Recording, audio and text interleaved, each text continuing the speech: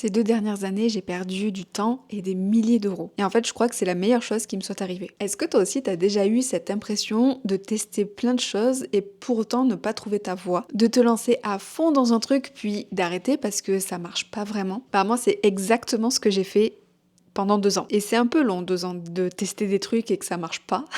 On pourra pas dire que j'ai pas été persévérante sur certains points. J'ai lancé cette chaîne YouTube, j'ai aussi voulu me lancer en tant que photographe professionnel, alors que pendant tout ce temps, j'avais mon corps qui me lâchait littéralement. Pas de descente d'organes, mais il me lâchait quand même, quoi. Alors avec du recul, bien évidemment que ça pouvait pas marcher. Et dans cette vidéo, je te partage ce que j'ai traversé et les 3 leçons concrètes que j'en tire pour te faire gagner du temps si t'es dans la même situation. Mais pour comprendre un peu pourquoi j'ai voulu tester plein de choses, pourquoi j'ai raté aussi plein de choses, il faut remonter à 2023. Mais je te rassure, ça va être très rapide. À cette époque, je quittais mon ancien métier qui me tenait vraiment beaucoup à cœur. C'était des années d'apprentissage, de rencontres et j'ai méga progressé dans ce secteur d'activité. Mais le problème, c'est que je m'étais donné énormément, mentalement, psychologiquement. Je voulais absolument tout bien faire et je me suis épuisée. Après, l'épuisement avait également une autre cause, mais ça, je t'en parle juste après. Et dans le milieu professionnel, j'étais allée bien au-delà de mes limites. Tu le sens, le petit truc arriver là, le petit burn-out? Et en parallèle de ça, mon corps commençait à envoyer des espèces de signaux qu'il était impossible d'ignorer. Et à cette époque-là, je savais à peu près ce que j'avais, mais c'était pas officiel, c'était un peu flou. Bon, j'étais clairement en burn-out et il fallait absolument que je quitte cet environnement. En tout cas ce quotidien. Alors j'ai fait ce que font les gens quand ils ont besoin de souffler, mais qui sont incapables de s'arrêter. J'ai testé plein de choses. Quand j'ai lancé cette chaîne YouTube en 2024, j'avais un plan qui était assez clair dans la tête. J'allais faire une vidéo par semaine, les abonnés allaient augmenter, les vues aussi, et pourquoi pas faire les premières collaborations avec la chaîne. Et ça évidemment en quelques mois. Bah c'était pas trop ma réalité, en vrai. J'étais un peu naïve. Alors oui, j'ai eu ma première collaboration, j'ai fait des vidéos qui ont fait plusieurs milliers de vues, donc 10 000 vues pour une des vidéos. C'est plutôt cool, c'est même pas rien, et en plus il y avait des commentaires hyper pertinents, j'étais super contente, mais j'ai eu qu'une vidéo qui a fait 10 000 vues et qui a pété quoi. Et je sais plus si je l'ai dit, mais j'ai eu ma première collaboration aussi avec Burga, c'était trop ouf pour moi. Si je l'ai dit 2 fois, désolée, mais j'étais très très fière. Et le développement global de la chaîne, bah c'était pas ouf, on va pas se le cacher. Hein. Et je me cherchais aussi beaucoup sur cette chaîne. Et je me cherche toujours d'ailleurs. Est-ce que je vais me trouver un jour ? On sait pas. Par contre, je m'attendais à ce que ça aille beaucoup plus vite. Et comme ça allait pas assez vite, bah j'ai arrêté. Voilà, tout simplement. Je parlais de persévérance tout à l'heure, bah finalement pas tant. Et c'est là qu'arrive ma première leçon que j'en tire et qui est assez dure à accepter finalement, c'est que j'ai abandonné trop tôt. Parce que pendant ces quelques mois de développement de la chaîne, j'ai monté des vidéos, j'ai analysé ce qui a fonctionné, ce qui a pas fonctionné, j'ai écrit des scripts pour mes vidéos, j'ai essayé d'inventer des espèces de concepts. J'ai dit espèce, n'allez pas fouiller dans mes dernières vidéos parce que voilà quoi. Parce que bon, on en parle de la vidéo de où j'ai dit que c'était quoi la vidéo? C'était manger la peau du kiwi. Non mais allô quoi. Voilà, ça c'était ma toute première vidéo. Franchement, je la laisse, elle est trop bien.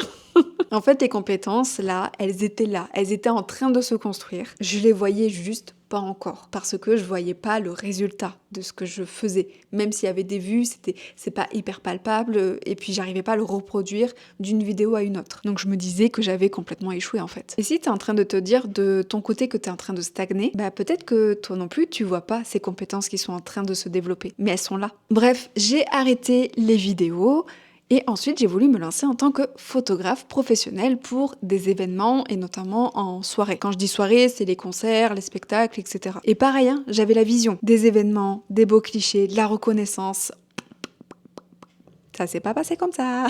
J'avais pas calculé un truc super basique en fait. C'est que pour faire des photos d'événements, ça se passe plutôt en week-end et en soirée. Et j'ai la voiture, mais j'ai le permis aussi. Mais je déteste conduire. Je ne conduis pas. Donc c'est très compliqué quand tu veux être photographe d'événements d'attendre ton bus le soir avec tout ton équipement dans ton sac à dos. T'es pas très sereine en fait. Et un autre point aussi que je n'avais pas anticipé et pas des moindres, c'est que je ne savais pas me faire payer pour mes prestations. c'est un problème. Parce que je voyais pas encore la valeur, j'étais vraiment pas sûre de moi. Et finalement, c'est un peu l'histoire de ma vie, même si aujourd'hui c'est vraiment différent. Enfin, je vois les choses vraiment différemment. Mais à cette époque-là, c'était très très très compliqué. Mais j'ai quand même shooté un mariage, une grossesse, des concerts, un festival à Toulouse qui est le Printemps du Rire. Donc ça aussi, c'était génial. Enfin, j'ai vécu des trucs de ouf. Enfin, moi, j'estime que c'est des trucs de ouf, hein, d'aller dans les loges, de voir Paul Mirabel, de prendre en photo et tout, Fanny Rué, plein d'humoristes que moi j'admire. Et tout ça, c'est pas en réussissant que j'aurais compris tout ça, que j'aurais même aujourd'hui compris ma valeur, c'est en ratant. Et pendant toute cette expérience de photographe professionnel, j'ai compris un truc sur moi, et pas des moindres. Ce que j'aimais vraiment, c'est de rendre un service, une prestation, de A à Z. Un livrable avec un début et une fin, et en suivant tout un process. Et dans mon métier d'aujourd'hui, j'ai instauré cette façon de travailler. J'ai une prestation qui part d'un point A et qui va vers un point B. En tout cas, moi, j'ai construit une offre de cette manière-là et ça me convient très bien. Parce qu'il y a une chose vraiment que je déteste et qui est un non négociable, c'est les objectifs flous, les choses floues que j'ai pu avoir aussi dans mes expériences passées.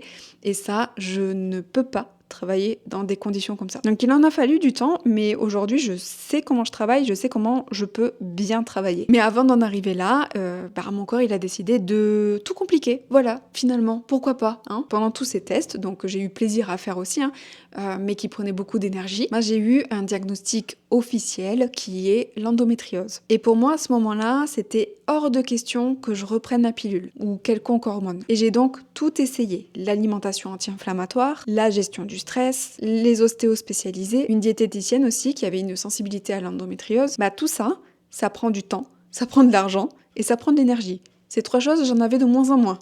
Donc je dis pas, il y a des personnes pour qui c'est amplement suffisant et tant mieux pour elles, vraiment, j'aurais aimé que ça soit mon cas. Moi, ça m'a aidé, mais sur le court terme. Parce que la douleur, elle revenait tous les mois et de plus en plus forte. Et la réalité, c'est que j'avais de l'énergie 3 à 4 jours par mois. On en était venu là. 3-4 jours par mois pour développer une activité ou développer des projets ou même vivre, finalement, c'est compliqué. C'est juste pas possible en fait. Donc forcément, j'ai abandonné tout ce que j'entreprenais. J'ai pas pété, c'est mon os qui a croqué. Et je comprends aujourd'hui, donc ça c'était en 2023, 24, voire 25, mais je comprends aujourd'hui que c'est pas par manque de volonté, j'étais pas une feignasse, mais que j'avais juste pas d'énergie, j'avais juste pas d'espace mental pour développer ce que j'avais envie de développer. Aujourd'hui, je vous spoil un petit peu la prochaine vidéo, mais je reprends la pilule et je ne me reconnais pas. Dans le très bon sens du terme. Donc si toi aussi t'as l'impression d'être une feignasse, ou pire qu'on te le dit, ou qu'on minimise tes douleurs parce que tu as de l'endométriose, on en parlera aussi. Pose-toi la question, est-ce que c'est vraiment de la flemme, parce que ça peut être le cas, ou est-ce que t'es juste à bout et que t'as plus d'énergie? La prochaine vidéo, c'est une vidéo dédiée à ça, à l'endométriose, parce que reprendre la pilule après des années de refus, ça m'a appris des trucs que j'avais pas forcément anticipé non plus. Et c'est, je trouve, super intéressant. Donc voilà, YouTube, la photo, l'endométriose, je pense que j'oublie pas mal de choses, mais c'est 3 leçons que j'aurais jamais apprises autrement que par l'échec, que par l'expérimentation. De 1, les compétences s'accumulent même si tu vois pas le résultat. De 2, si tu rates des choses, ça veut dire que tu te rapproches de ce que tu veux vraiment. Et de 3, quand on a des problèmes de santé, généralement on n'abandonne pas par manque de volonté, mais plutôt par manque d'énergie. Et j'ai aussi appris un truc essentiel pendant ces 2 ans, c'est se reconstruire. Après notamment un burn-out, ça prend un putain de temps.